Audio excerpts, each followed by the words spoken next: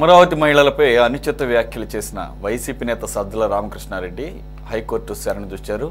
వైసీపీకి అధికారం పోయిందన్న సోయి మర్చిపోయి సంకర జాతి తెగంటూ అవమానపరిచి చివరికి అక్రమ కేసులు వేధింపులు అని హైకోర్టు ముందు గగ్గోలు పెడుతున్నారు.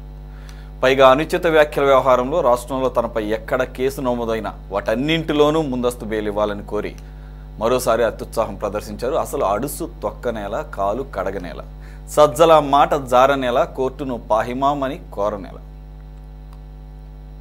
సార్ రమేష్ గారు, మరి ఇంత ఆవేశం, ఇంత ఆక్రందన ఆ రోజు ఫోటోల్ని లేకపోతే దిష్టి బొమ్మల్ని మహిళలు వారి యొక్క నిరసన తెలియజేస్తుంటేనే ఆయనకు అంత ఆవేశం వచ్చేసిందే.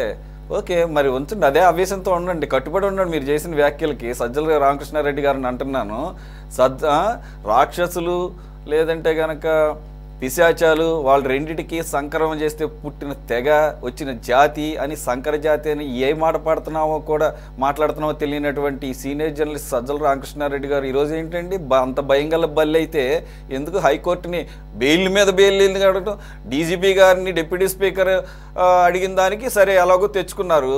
అలాగే ఉండొచ్చు కదా, కేసులు ఏం చేస్తాయి? నేను మాట్లాడింది కరెక్టే అనుకున్నప్పుడు అంత కాన్ఫిడెంట్గా అంత గట్టిగా మాట్లాడారు కదా. ఎందుకు రాష్ట్రంలో ఏ మూల కేసు పెట్టినా కానీ బెయిల్ కావాలని చెప్పేసి అడగాల్సినటువంటి దుస్థితి ఎందుకు తెచ్చుకుంటున్నారు? సురేష్ గారు, ఇప్పుడు భారతదేశంలో రాజ్యాంగం అనేది ఒకటి ఉంది. ఆ రాజ్యాంగం కల్పించిన హక్కులను సజ్జల రామకృష్ణారెడ్డి గారు వాడుకుంటున్నారు తప్ప ఏదో వేరే విధంగా వేరే వాడుకోవడం లేదు కదా.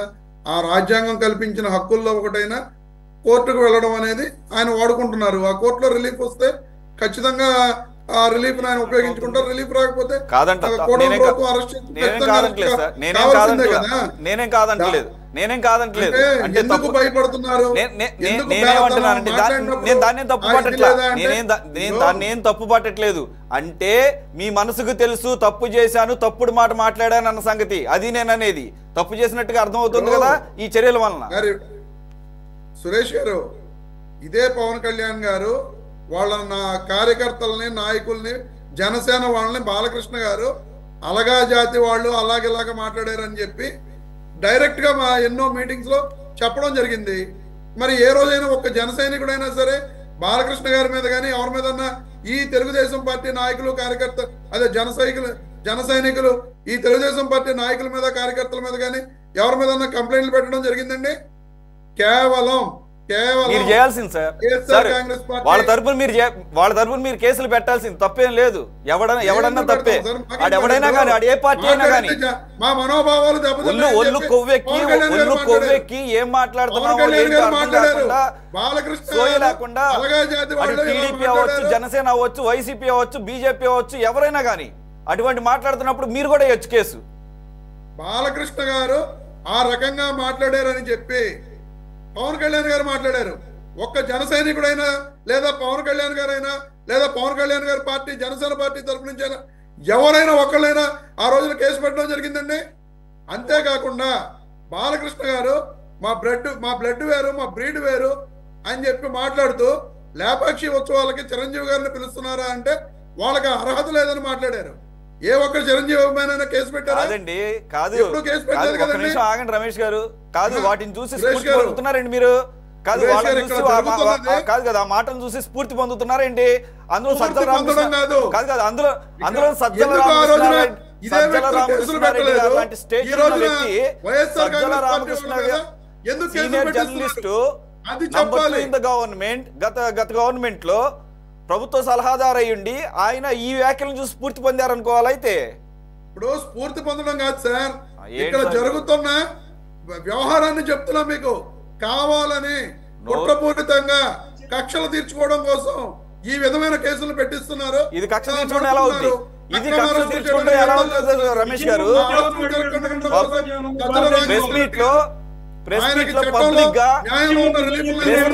పబ్లిక్ గా ఇది కక్ష తీర్చుకుంటాం ఎలా అవుతుంది? ఆయన మాట్లాడిన మాటలే ఆయన మాట్లాడలేదా? మాటలు మాట్లాడలేదా? సంకర జాతి అన్న మాట మాట్లాడలేదా? ఇప్పుడు అదే బాలకృష్ణ గారు అలగా జాతి వాళ్ళు నేను అనేది శంకర్ జాతి అన్న మాటలు మాట్లాడేది లేదు. చెప్పండి సార్, బాలకృష్ణ మీద కేసు పెట్టలేదంటే అది వాళ్ళ చేతగానితనం. నేనేమంటున్నానంటే ఆయన మీద అప్పుడు కేసు పెట్టలేదంటే వాళ్ళ చేతగానితనం. ఇక్కడ అమరావతి మహిళలు ఏమి చేతగాని వాళ్ళు కాదు, అమరావతి ప్రజలేమి చేతగాని వాళ్ళు కాదు.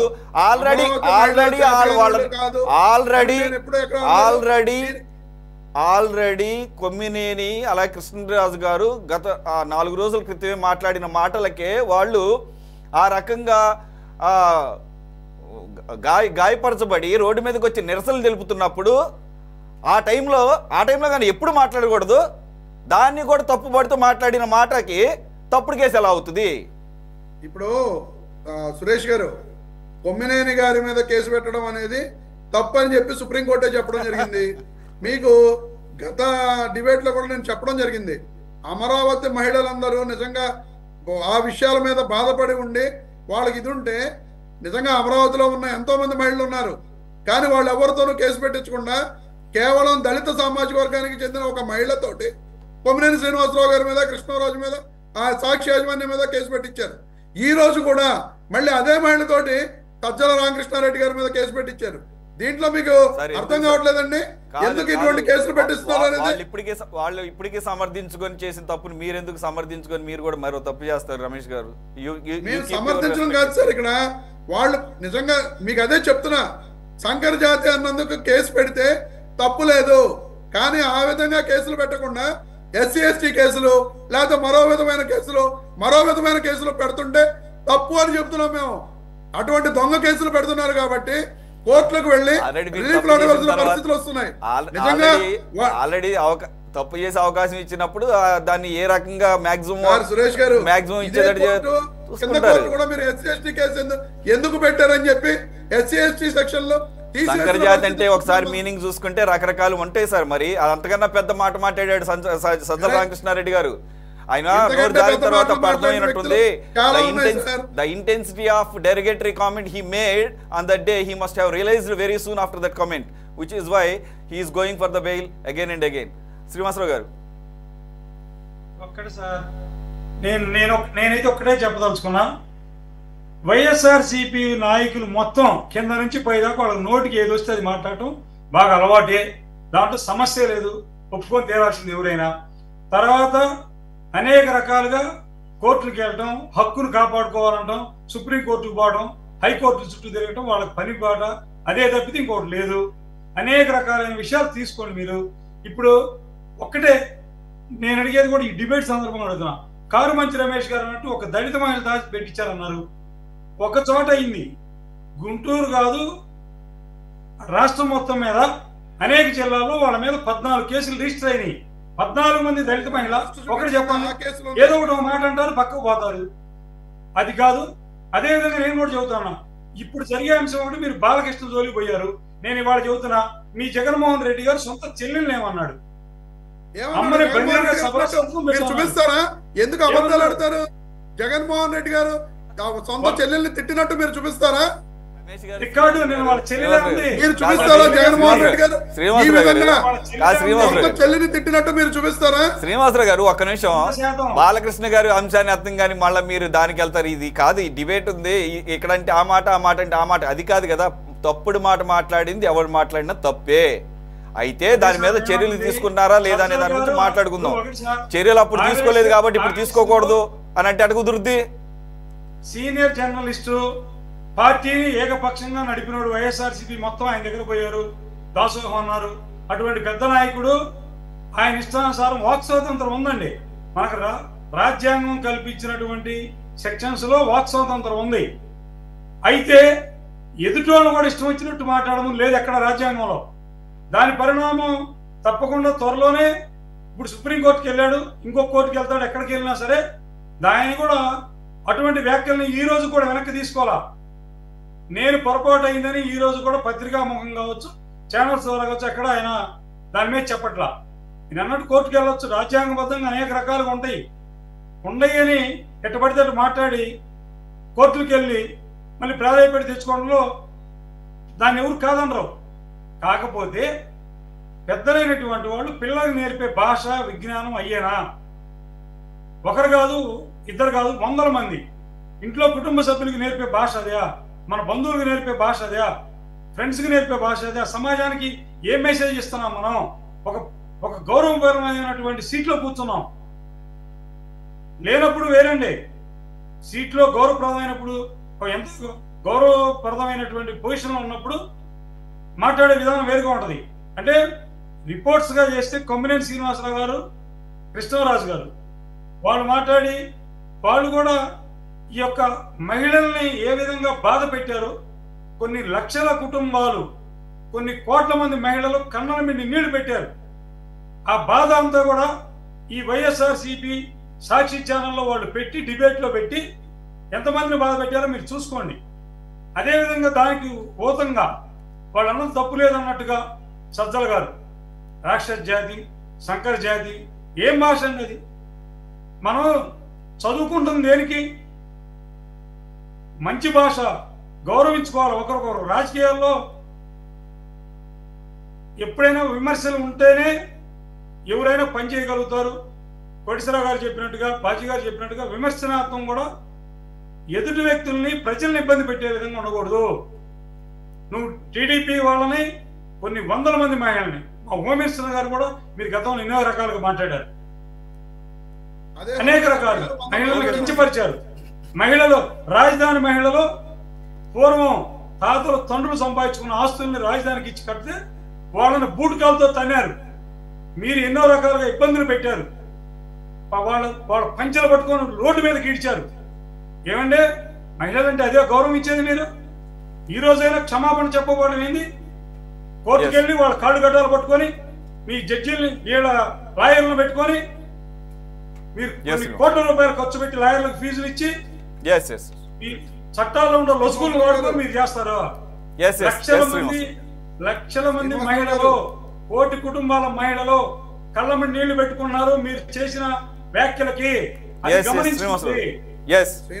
చదువుతున్న మంచిదేనండి, మంచి మాటలు చదువుతున్నాం మేము. మనుషులు మా పార్టీలో లేరు. మీ హోంమంత్రి గారు, ఇప్పుడు ప్రెసిడెంట్ హోంమంత్రి గారు ప్రతిపక్షంలో ఉండగా ఏం మాట్లాడారో వింటారా ఒకసారి? చింతకాయల అయ్యన్న పాత్రుడు గారు ఎన్ని బూతులు మాట్లాడారో జగన్మోహన్ రెడ్డి గారిని ఈ ప్లాట్ఫామ్ ఏమి చెప్పరు.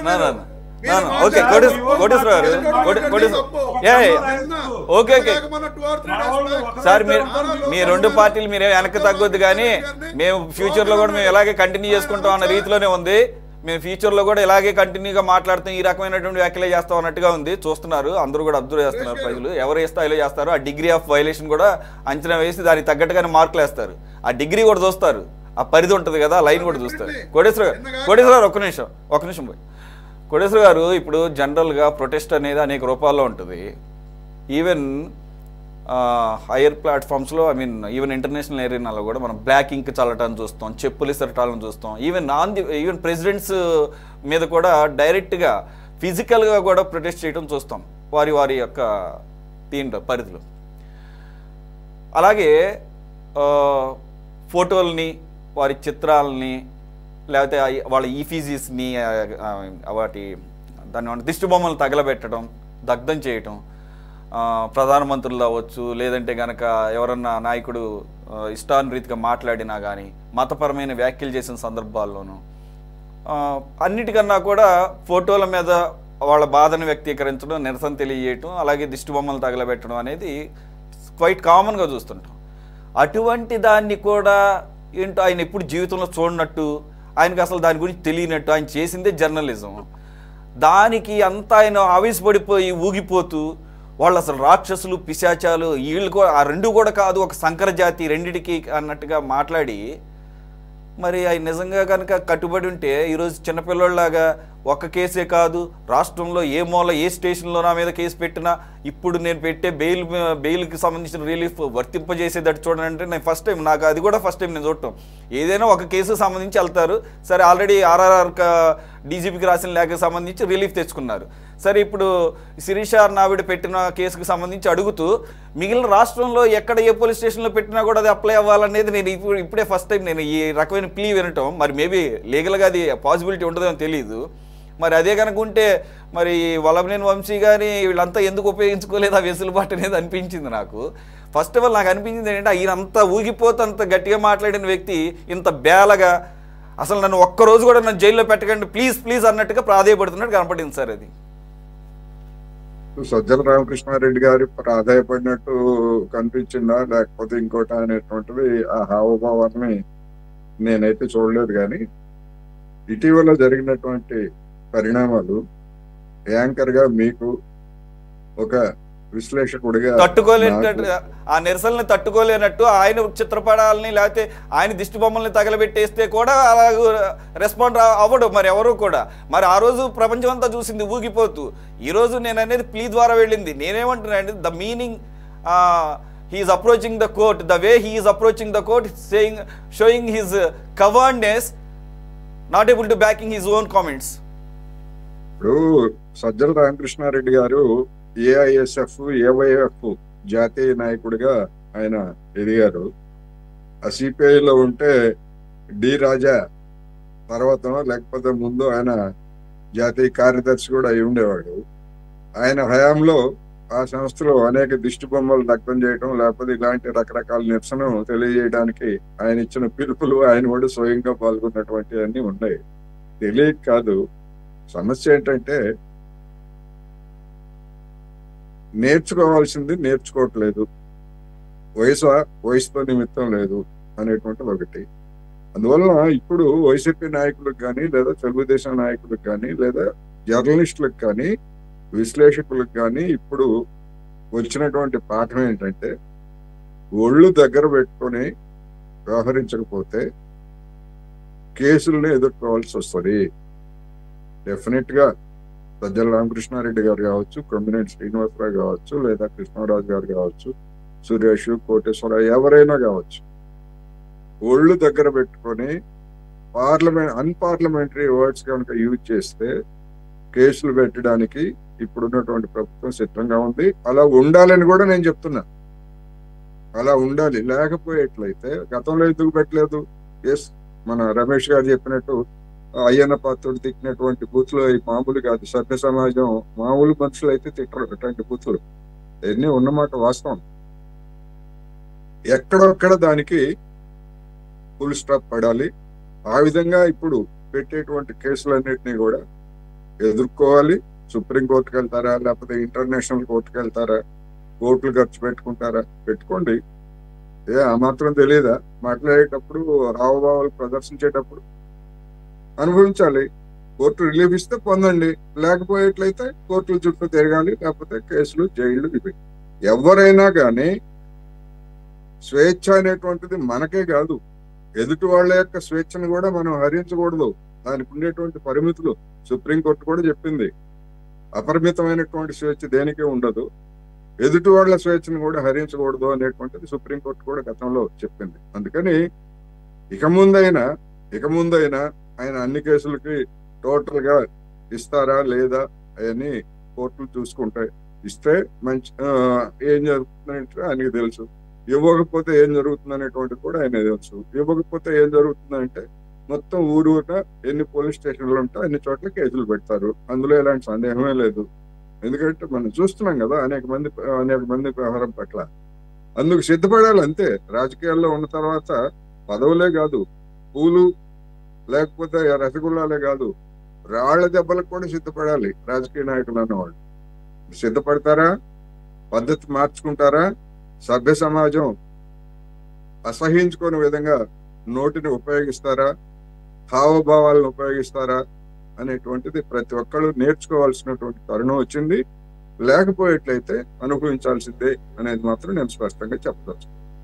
రైట్ కోటి సార్. బాజీ గారు, ఆ సాక్షి డిబేట్లో మాట్లాడిన మాటలకే భగ్గుమంటున్న తరుణంలో నేనైతే అనుకున్నాను సజ్జల రామకృష్ణారెడ్డి గారు వచ్చేసి దీన్ని మ్యాక్సిమం కవరప్ చేస్తారు, ఆయన కాక స్కిల్స్ ఉన్నాయి, ఆయనకు ఆ భాషా పరిజ్ఞానం కూడా ఉంది అనుకున్నాను.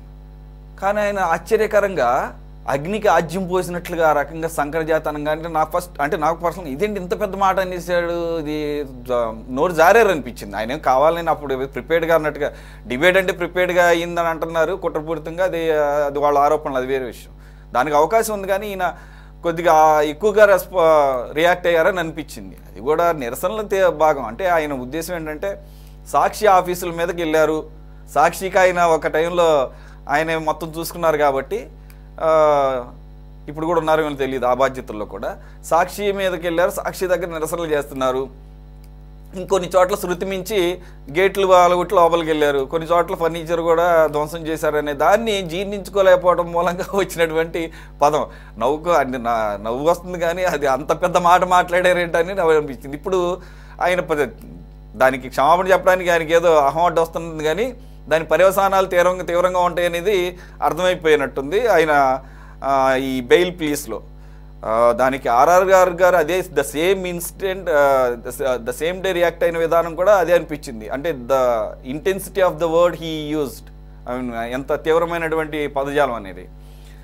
కొంతమంది దీన్ని విడమర్చి కూడా కూటమి వాళ్ళు దొరికిందే మంచి అవకాశం అని చెప్పేసి అసలు సంకర జాతి అంటే మీనింగ్ ఏంటి, ఏది ఏ జాతి అని చెప్పేసి వాళ్ళు రకరకాలుగా డిక్షనరీలన్నీ ఓపెన్ చేసి వాళ్ళు అర్థాలు చెప్పేస్తున్నారు. సో ఓవరాల్గా ఏంటి సార్, మేబీ సజ్జల రామకృష్ణారెడ్డి గారు సూప్లో పడినట్టుగా నాకు అర్థమవుతుంది అటువంటి పదజాలం వాడి. ఖచ్చితంగా అండి. ఇప్పుడు కోర్టులు ఆయనకి ఏ రకమైన వెసులుబాటు ఇస్తాయా, శిక్షలు ఏం పడతాయి అనేది పక్కన పెడితే, ప్రజా కోర్టులో ప్రజల మనసుల్లో అయితే సజ్జల రామకృష్ణారెడ్డి గారి వ్యాఖ్యల తర్వాత వైసీపీ కానివ్వండి, ఆయన పర్సనల్గా కానివ్వండి చాలా పతనం అయిపోయాడు, దిగజారిపోయాడు. ఇవాళ మనం ఆయన ఎన్ని రకాలుగా ఎన్ని కేసుల్లో బెయిల్ కోసం హైకోర్టు చుట్టూ తిరిగాడో అవన్నీ మనకు అన్ని తెలిసినాయి. గతంలో కూడా ఆయన పోసాని కృష్ణమురళి ఇష్యూస్లో కూడా ఆయన వాళ్ళ అబ్బాయి ఇద్దరు కలిసి బెయిల్ కోసం పెట్టడం కానివ్వండి, టీడీపీ పార్టీ ఆఫీస్ మీద దాడి కేసులో కూడా ఆయన్నే టార్గెట్ చేశారు దానికి బెయిల్ కోసం. అట్లాగే ఆ ఎలక్షన్కు ముందు ఆ కౌంటింగ్ ఏజెంట్స్ మీద కూడా తీవ్రమైన పదజాలం వాడినప్పుడు కూడా ఒక కేసు పెట్టారు ఈయన మీద, దానికోసం బెయిల్కి వెళ్ళాడు. అనేక సందర్భాల్లో సజ్జల రామకృష్ణారెడ్డి గారే టార్గెటెడ్గా ఉన్నాడు కాబట్టి ఆయన అనేక సందర్భాల్లో ముందస్తు బెయిల్ కోసం హైకోర్టు గడప తొక్కడం జరిగింది. ఆయనకు అది పరిపాటిగా మారిపోయింది. నేనేమంటానంటే రాజకీయాల్లో selection of the language, use of the language, selection of the words అనేది చాలా ముఖ్యం, చాలా విలువైనవి.